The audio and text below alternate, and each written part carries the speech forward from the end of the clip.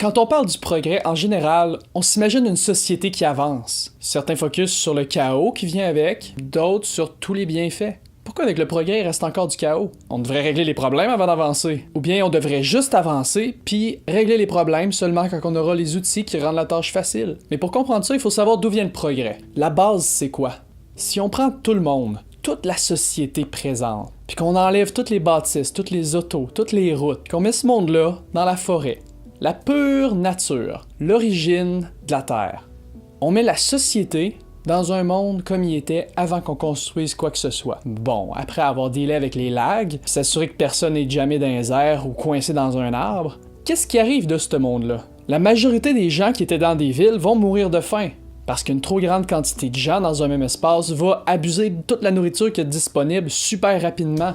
Il restera plus rien. Les gens maigres, comme moi, vont mourir en premier, s'ils sont dans le centre des grandes villes. Parce qu'ils pourront pas couvrir une assez grande distance assez rapidement pour se nourrir à temps. Ils vont devoir s'éparpiller comme tout le monde. Comme ils sont ni les plus en forme, ni ceux qui ont les plus grandes réserves d'énergie, ils pourront pas sortir des grandes concentrations de gens assez rapidement. Puis comme il y a beaucoup de gens à éparpiller, plus il y a de monde à éparpiller, plus ça va te prendre de temps à éparpiller tout ce monde-là. Donc le temps que ça va prendre pour être capable de se rendre suffisamment loin pour trouver encore de la bouffe, on va avoir épuisé nos ressources corporelles puis on va mourir de faim. Bon, pas très longtemps après, ça va être les gros qui vont mourir parce qu'ils se déplacent moins vite, puis même s'ils ont les calories d'emmagasinées sous forme de graisse, ils ont pas toutes les vitamines et minéraux, puis les protéines, puis le glucose d'emmagasiner pour transformer toute cette graisse-là en énergie. Anyway, ceux qui vont rester, qui vont être encore en vie, vont commencer par se trouver une source d'eau, puis ils vont se construire un abri puis un feu. Ceux qui vont chercher de la nourriture, certains vont pêcher, d'autres vont chasser le petit gibier, puis d'autres vont se construire des arcs puis des lances pour chasser les plus gros animaux. Après quelques semaines, il n'y aura plus assez d'animaux pour nourrir toute la population. On est trop de monde. Donc c'est ceux qui vont travailler sur l'agriculture pendant ce temps-là qui ont le plus de chances de survie. Puis l'agriculture permet d'avoir plus de nourriture à portée de main.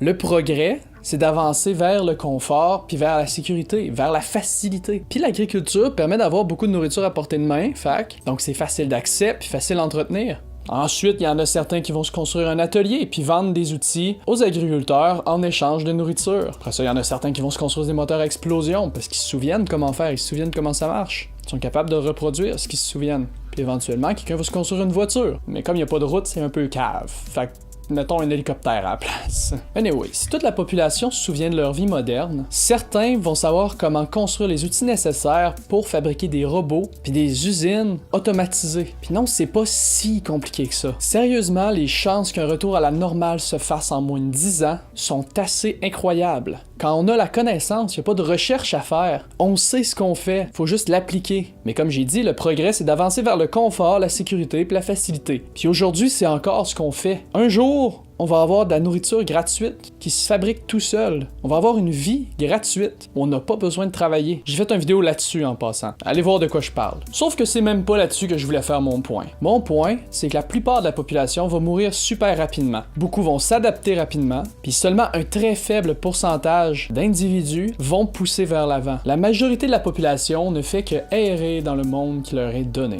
Ils font leur petite vie relax, leur job qui vise à entretenir le monde qu'ils connaissent. La majorité de la population qui ont peur du progrès ont peur du changement. La majorité de la population sont adaptés seulement à ce qu'ils connaissent. Il y aurait autant de difficultés à s'adapter à un progrès drastique qu'à un retour aux sources, un retour à la vie sauvage. Mais ils sont utiles quand même. Ils sont les esclaves du progrès. Ils travaillent pour garder l'état de progrès présent actif. Ils achètent les nouvelles technologies, ils financent la production de masse, puis ils permettent aux fournisseurs de nourriture cheap de fructifier. Ils profitent du progrès, mais ils participent pas. On n'a pas besoin de tout le monde pour faire un monde. Le progrès va toujours être fait par seulement une petite poignée de personnes. Puis bientôt, ces personnes-là vont avoir un choix à faire. Parce que bientôt, ils n'auront plus besoin du reste de la société. Ils n'auront plus besoin de partager leur progrès. Ils n'auront plus besoin de tous ceux qui n'ont rien fait pour les aider directement. Tous ceux qui sont pas dignes du progrès. Tous ceux qui dénigrent les gens différents. Un jour, les génies n'auront plus besoin des gens normaux. Un jour, ce qui différencie l'homme des animaux, ça sera le progrès. Ce sera leur intelligence puis leur respect des autres. Les humains actuels auront le titre d'animaux, puis seulement certains seront considérés comme des humains.